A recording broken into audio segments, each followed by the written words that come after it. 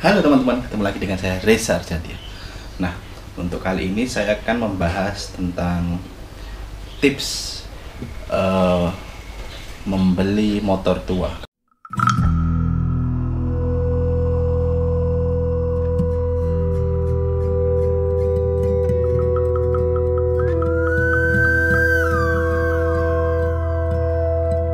Karena kemarin banyak yang bertanya, Mas, gimana sih tipsnya agar untuk membeli motor tua? Karena seperti yang teman-teman tahu, saya mengkoleksi beberapa motor-motor tua karena memang saya suka. Jadi ada beberapa alasan saya mengkoleksi motor-motor tua. Salah satunya ya pertama pasti hobi ya. Lalu kedua nilai investasi, karena harga motor-motor tua, nggak cuma motor sih, semua barang tua itu semakin tahun harganya selalu naik. Jadi itu ada nilai investasinya, tabungan lah, yang mungkin harga sekarang kita beli mungkin 5 juta, berapa tahun lagi bisa 10 sampai tak terhingga. Jadi seperti itu teman-teman. Nah, tips pertama, jika ingin membeli motor tua, yang pertama yang jelas harus ada budgetnya dulu. Karena untuk mencari motor tua, apalagi yang edisinya rare ya, agak-agak langka, itu kan tidak mudah dicari. Dan biasanya kalaupun ada, itu cepat-cepatan gitu. Nah, jadi sebelum teman-teman mencari motor-motor itu, teman-teman pastikan dulu sudah punya budgetnya dulu, sudah punya uangnya dulu. Biar apa? Biar ketika motornya itu ternyata ada, itu bisa langsung kalian beli. Soalnya cepet-cepetan kalau kita mengkoleksi motor-motor tua, apalagi yang rare. Nah, karena yang rare itu kan semakin langka motor itu kan harganya, investasinya juga semakin bagus, semakin tingginya cepat. Kalau yang biasa-biasa aja, biasanya nilai investasinya rendah, dalam arti harga barangnya itu dalam jangka waktu tertentu itu agak susah naiknya. Kecuali kalau teman-teman memang suka gitu ya, memang suka dengan merek itu, walaupun motor itu udah pasaran tapi suka, ya monggo, itu tergantung selera. Jadi pertama kalian harus mempunyai budgetnya dulu. Lalu kedua, kalian harus punya bengkel langganan, montir, atau ya yang bisa menangani motor. Biar apa? Ya biar kalian beli itu tahu kondisi motor tersebut gimana, dan jika ingin membenarkan itu kira-kira nggak dibohongin lah, maksudnya habisnya berapa itu sudah memang segitu, nggak dibohongin. Karena dulu saya pengalaman pertama bermain motor itu, saya nggak punya langganan bengkel ya, itu saya dibohongin beberapa kali. Jadi pernah waktu beli motor ini yang saya duduk ini, itu katanya ininya kena udah habis berapa juta, ternyata nggak diapa-apain karena memang bengkelnya bengkel baru. Jadi sekarang saya udah punya bengkel langganan. Jadi sekarang setiap saya mau beli motor, pasti saya telepon bengkel langganan saya kirim fotonya, ini motornya, aku mau beli motor ini, dapat ini kondisi terburuk, ganti apa.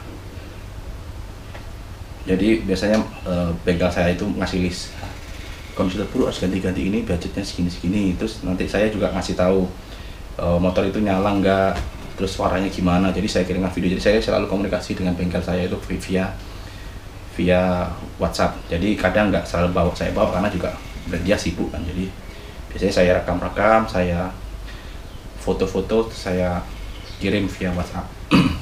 Jadi memang teman-teman harus, kalau ingin apalagi hobi ya untuk mengkoleksi, itu memang harus punya bengkel langganan terpercaya. Biar apa ya? Biar tidak dibohongi, mengurangi tingkat dibohongi, karena saya dulu sering dibohongi dan itu saya kecewa banget.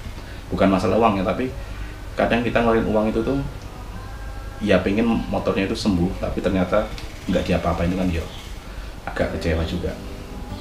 Lalu selanjutnya, jika ingin membeli motor tua, itu pastikan surat-suratnya. Kalian perhatikan apa nilai jualnya itu, ketika ada suratnya dan tidak ada suratnya itu beda. Jika punya surat lengkap itu harga jualnya tinggi banget teman-teman. Beda kalau kalian beli motor nggak ada surat-suratnya, itu harga jualnya tidak bisa terlalu tinggi. Tapi kalau ada surat-suratnya, harganya bisa naiknya tinggi banget. Nah kan memang motor tua ini kan tidak ada pasarannya. Jadi kalau pas kalian beruntung dapat murah banget, kalau pas lagi anu ya mahal banget. Jadi memang untung-untungan. Nah, makanya yang terpenting adalah motor itu surat-suratnya. Kalau surat-surat lengkap, biasanya kondisi apapun kita bisa direstorasi itu masih bisa. Tapi kalau surat-surat itu susah. Jadi walaupun kalian restorasinya habis banyak, dengan kalian mengantongi surat-surat itu harga jualnya bisa lebih bagus. Itu kalau saya ya, tips dari saya nih. Lalu selanjutnya, kalau bisa beli motor itu pastikan kondisi motornya itu nyala. Walaupun mungkin mesinnya kasar, berisik, itu nggak masalah. Tapi yang penting nyala. Karena apa? Biasanya kan kalau walaupun kondisi mesin kasar tapi nyala, itu paling nggak kan yang kerusakannya minim. Bisa terlihat misalkan kondisi motor nyala tapi suaranya kasar, berarti itu kan biasanya hanya terkena stang sekernya atau ya yang seperti itulah. Tapi kan kondisi motor nyala, jadi paling nggak kelistrikannya aman, paling nggak kompresi aman. Jadi kalaupun nggak diganti saat itu nggak masalah. Dan itu juga bisa memprediksi, misalkan kalian ke bengkel nih nanya, ini nyala tapi kasar nih, biasanya apanya yang kena, kalau ganti biayanya berapa gitu. Nah, kalau kalian beli motor mati, yang ditakutkan itu adalah ternyata daleman barangnya, mesinnya itu tidak lengkap. Jadi dari kelihatan covernya aja dia utuh, tapi ternyata pas dibongkar dalamnya tuh kosong. Nah, yang ditakutkan itu tuh. Jadi kalau mau kondisi motor nyala kan paling nggak daleman komplit. Jadi kalaupun ada kerusakan paling nggak motor itu bisa nyala, bisa jalan. Walaupun mungkin ngebul, berasap, tapi kan ya kita tahu kalau cuma berasap paling berarti cuma kena seker, ring seker sama bloknya. Itu paling ganti berapa, murah ya kan. Jadi masih bisa dikalkulasi, biaya membenarkannya tidak semahal kalau ternyata di dalamnya itu kosong, nggak ada apa-apanya. Jadi seperti itu. Dan memang kalau saya pribadi jika ingin membeli motor itu saya sudah menyiapkan budget lagi untuk merestorasi. Jadi memang saya restorasi full mesin-mesinnya. Jadi saya harus punya budget buat mengganti mesinnya dulu ya teman-teman. Kalau bodi pelan-pelan bisa, tapi kalau mesin itu kan kadang ada beberapa spare part yang memang itu susah dicari. Jadi yang saya dahulukan mesinnya. Jadi bodi jelek tapi mesin waras itu saya lebih senang daripada bentuknya bagus tapi mesinnya rusak. Takutnya di jalan ada apa-apa. Jadi saya harus menyiapkan budget buat restorasi mesin dulu yang kedua. Makanya biasanya pertama kali saya beli motor pasti mesin saya restorasi total. Saya ke bengkel dan konsultasi, ini motornya kayak gini, kira-kira kalau benerin total sampai waras normal itu biayanya berapa. Nah, nanti tinggal kalau ternyata biayanya murah di-upgrade. Misalkan di-upgrade dalam arti kelistrikan, biasanya kelistrikannya masih 6 volt, bisa kita naikkan ke 12 volt, karena kalau 6 volt kan nggak terang ya. Jadi seperti itu teman-teman. Jadi memang kita harus, ketika bermain motor tua kita harus menyiapkan ekstra budget. Nah, makanya aku bilang kalau kalian ingin bermain motor tua memang harus itu hobi, karena memang kita nggak bisa memikirkan uangnya segini mas, nggak bisa. Tapi kalau dari segi nilai investasi itu bagus teman-teman. Seperti yang pernah saya bahas dulu, saya punya motor DT 100 itu ya, 125 ya. DT 125 itu kondisi mati total, tapi saya pastikan semua mesin komplit dan saya membuat garansi sama orangnya. Ini isinya dalamnya komplit kan, komplit. Saya bisa menjamin, ya udah. Nah, saya udah calling-callingan sama bengkel saya. Nanti paling habisnya gini-gini, makanya mati total kan. Jadi hal terburuk gini. Tapi saya nggak mau ganti mesin, tapi tetap masih ingin mesinnya orisinil, nggak mau kan kata orang. Udah ganti mesin King aja, ganti mesin Ninja kok. Nggak mau, saya pengen memang DT karena saya suka bentuk mesinnya juga bagus dan memang menjaga keorisinilannya. Nah ternyata benerin mesinnya tuh, jadi saya dapat tuh cuma 2 juta apa 2,5 apa ya, lupa, 2,5 tuh ya, 2,5 juta.